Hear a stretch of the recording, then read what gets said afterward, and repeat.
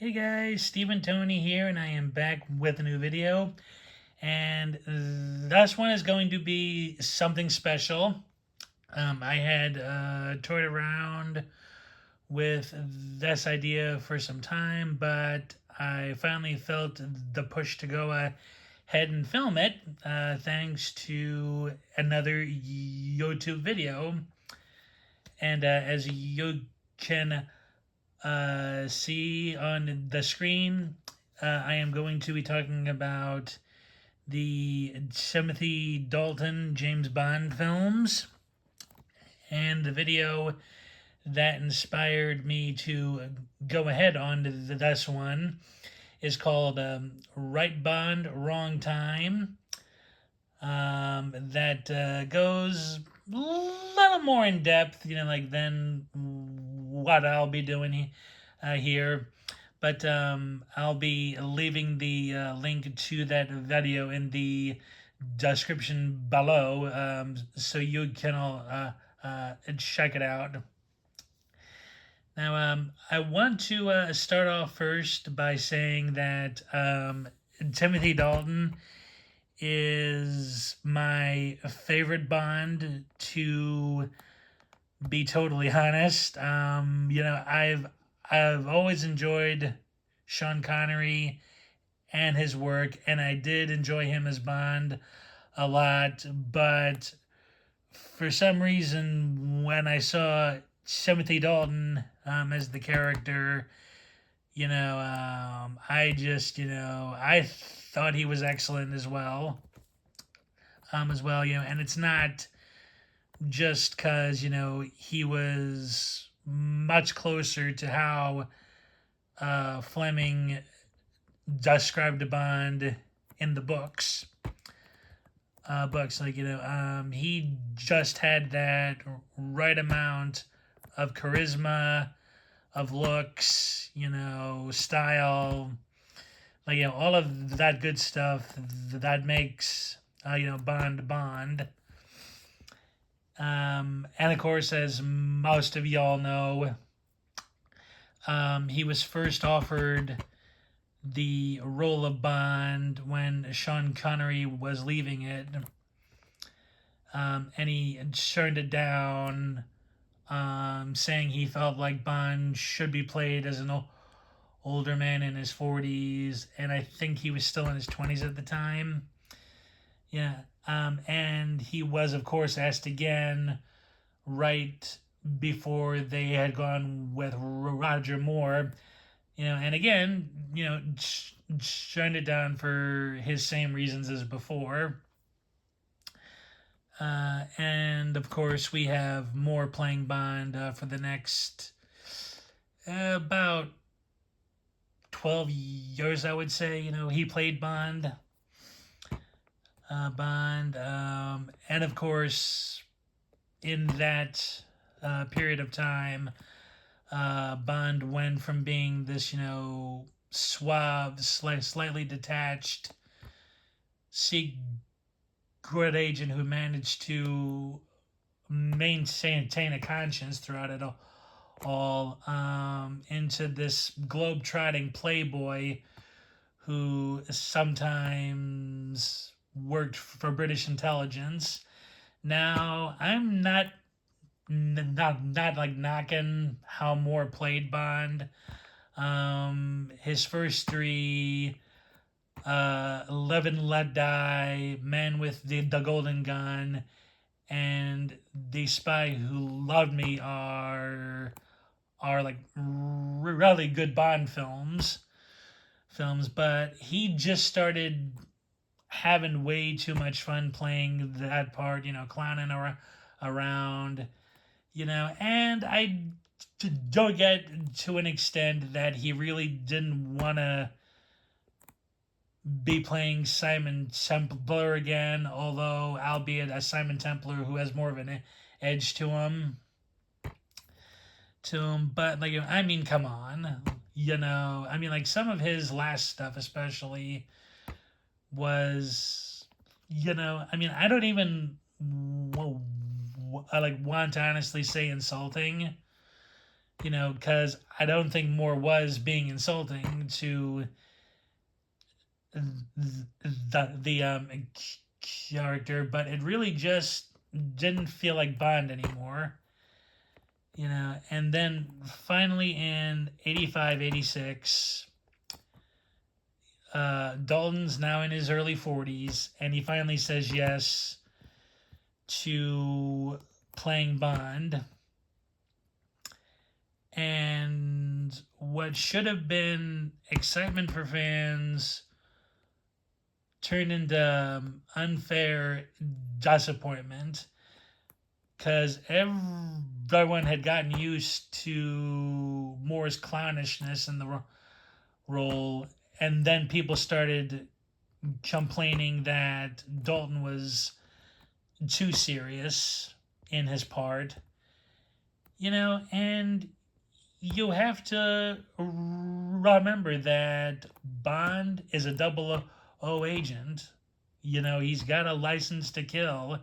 Like, he does all of this ultra dangerous stuff, like risking, going out into the unknown and probably not coming back. Like, you'll kind of have to be a serious dude in that stuff. You can't going around like acting like it's nothing. Like and I always felt like Dalton hadn't been given a fair shake, and not only were fans harsh, but after his second outing as the character, Ian Fleming's estate got sued again, I believe, and Bond was, in hiatus and limbo for the next 6 years, and by the time things had settled, he was too old to play Bond then. So I've always felt that Dalton got the bum rap, in playing Bond, because he is excellent in both of these films. The Loving Daylights, is a throwback to the classic era Bond, the stuff we had seen with Sean Connery, but with Dalton doing it in his own way. He's fighting the Cold War against the Soviets. He's dealing with corrupt arms dealers, traitors, uncertain allies. It's all fantastic stuff in my opinion, and he goes back to being the semi detached spy, but he isn't without humanity or a conscience, because he cares very deeply for his leading lady. He has friends in MI6, who he cares about, and when he sees one getting killed, he shows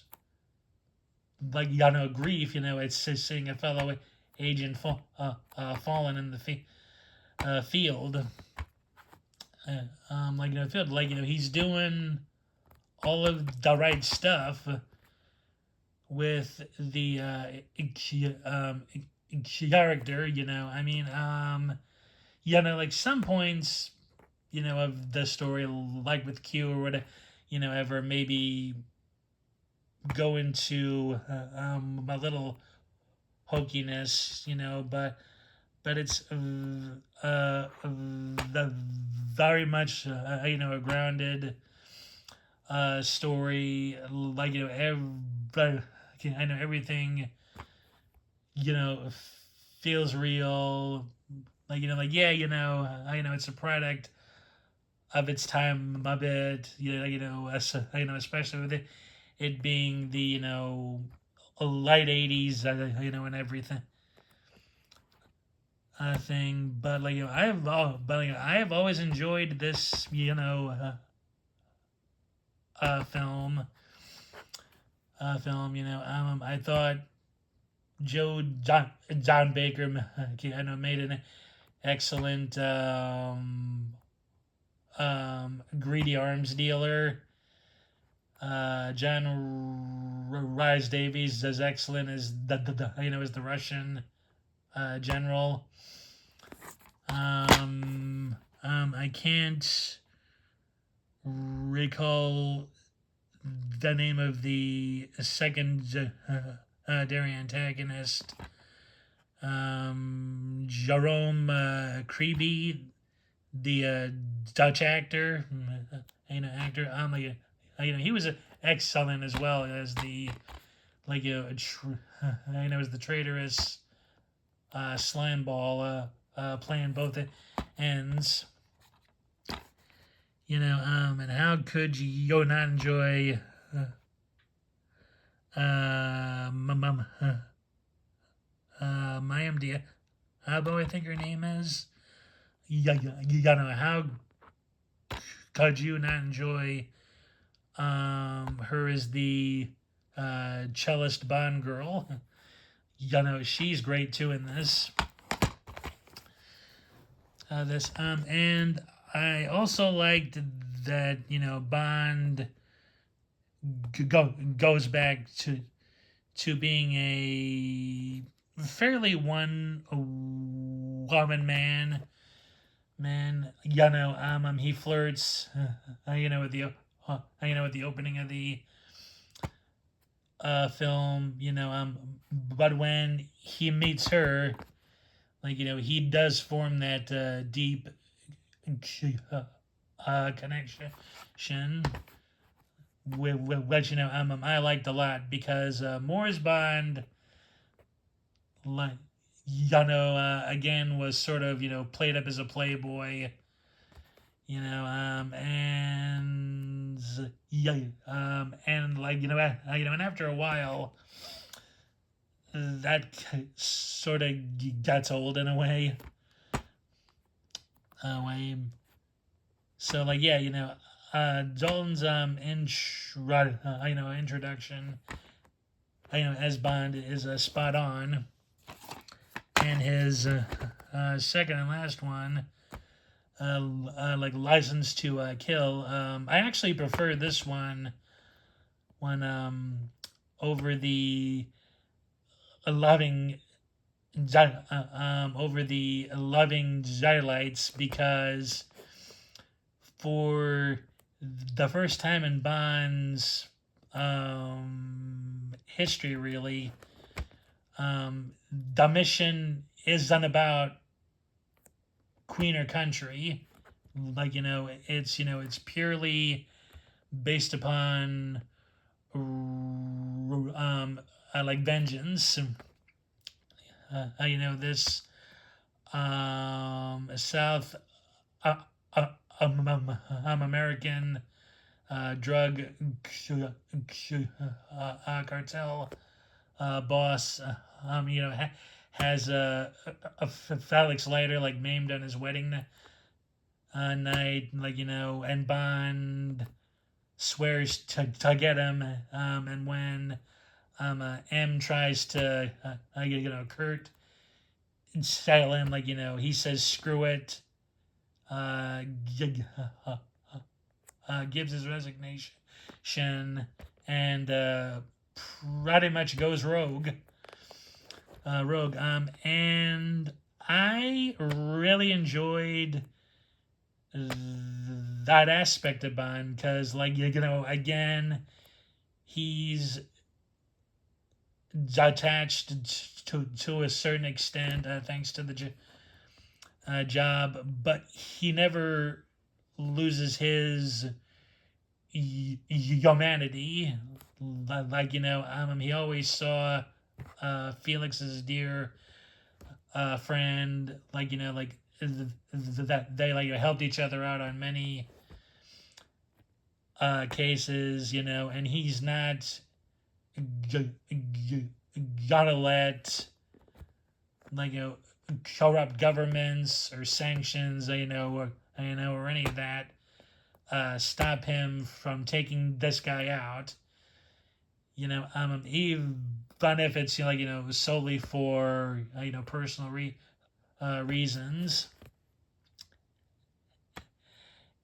And Robert Davi, who plays the drug lord, he was excellent.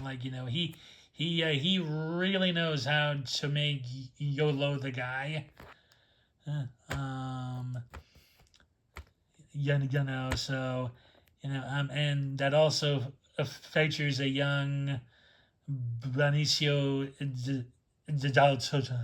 Del Toro in one of his first major screen parts. And I couldn't believe how young he looked when I first saw this.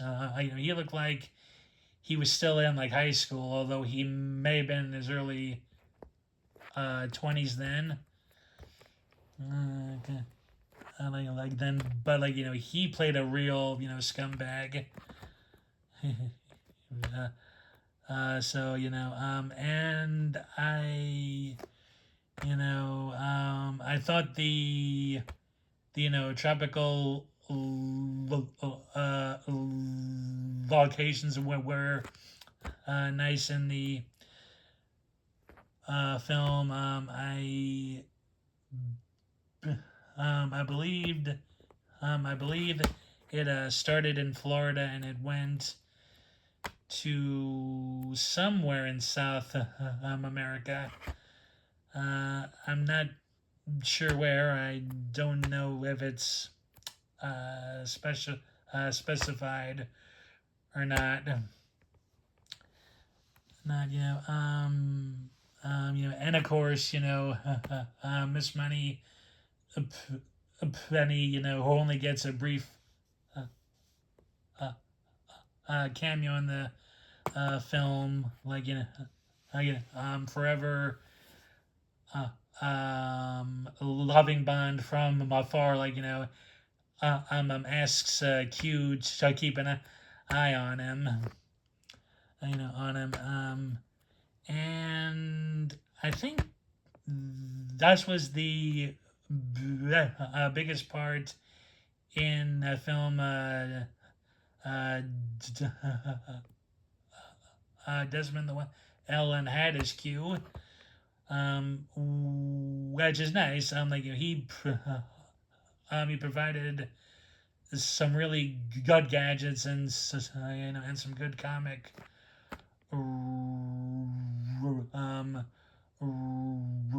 excuse me excuse me again here relief too. And the whole thing with Sanchez teaming up with yeah, yeah excuse me, I lost my train of thought there. Um, when Sanchez teams with the uh, phony preacher played by Wayne Newton, I thought that was a very nice touch there. There, and I know now I could totally see that working, as a method of moving the drugs out of South America into the states. States, that was actually quite clever. Mm-hmm. So yeah, but I always, and like with loving highlights, I really enjoy this film. Like I got it. I watched it a little more than loving highlights. And again, Bond's is pretty much a one. Well, is pretty much a one woman guy. Although there's two Bond girls here. Although although Salisa Sato, I think her name is. She's more of Bond's ally. That than a love interest, but so but like still. So yeah, I like that'll do it for talking on these uh, Bond films. Yeah. I've always liked Zalna's Bond. Again, I know it stunk very highly to me that like he wasn't really given a proper chance when the first two films came out. None initially, and of course, Fleming's state, issues, and the whole uncertainty if Chubby Broccoli could keep the like rights to the character um excuse me, didn't help much either. I like that's why at the end of License to Kill, it like only says I'm at the very end.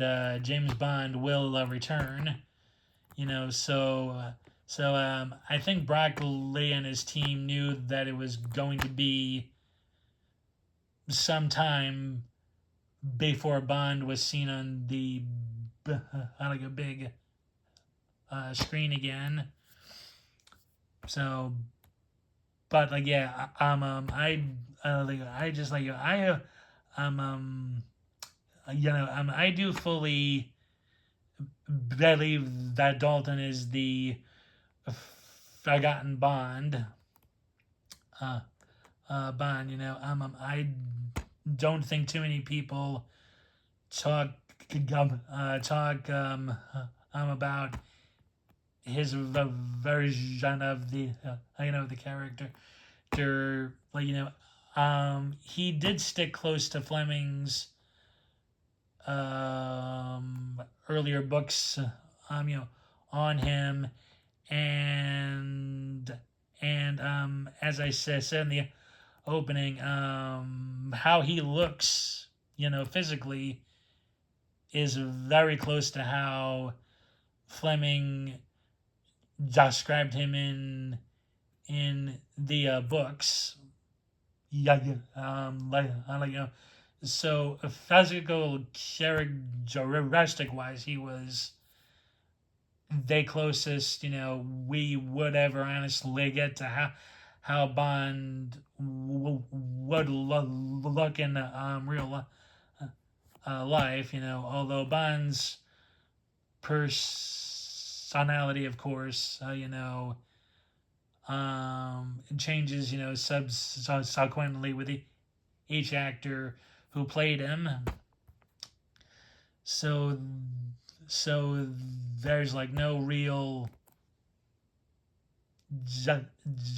definite way to describe him, like on a mindset level. So yeah, that will do it for this video. Um, I hope you I hope you all enjoyed it. Please leave a like and hit that subscribe and notification button if you have been already to see more good stuff here. Please let me know like in your thoughts on Dalton and his take on Bond. Whether he's like your favorite, if he's not, which of his films are is your favorite. If you enjoy them equally, or anything else in relation to the films or Dalton himself you'd want to know, like please comment. And again, like thanks for watching, and I'll see y'all in the next one. Bye.